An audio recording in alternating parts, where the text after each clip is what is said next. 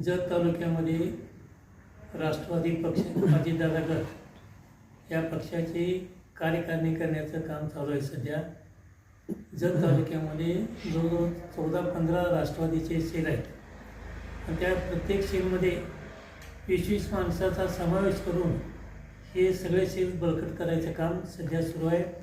तालुक्यामध्ये तशा प्रकारचं आव्हान आपण व्हॉट्सअपच्या माध्यमातून केलेलं आहे आणि प्रत्येक गावामध्ये प्रत्येक कार्यकर्त्याशी आमचा संपर्क चालू आहे.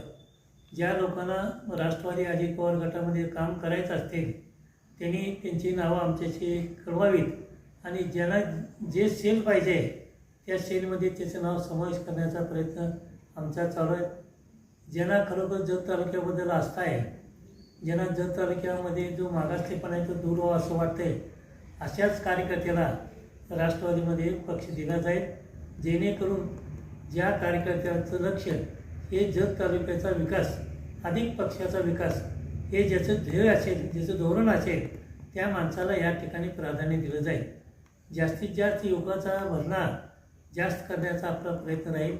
जे लोक चुकून गोपीचंद पडळकरकडं गेलेले आहेत मागच्या आमदारकीच्या निवडणुकीमध्ये काही लोभापोटी, त्या लोकांना सुद्धा ते आमचेच लोक होते, बरेचसे लोक, त्याही लोकांना आम्ही आवाहन करतो आहे की आता झालं गेलं विसरा आणि आपण सगळ्यांनी राष्ट्रवादी बळकट करूया आणि अजितदादासारखं एक खमक्या नेतृत्व आपल्या या राज्यामध्ये उपमुख्यमंत्री आहेत आणि त्यांच्यामुळं आपल्या जत तालुक्याच्या विकासाला सुद्धा प्राधान्य मिळेल.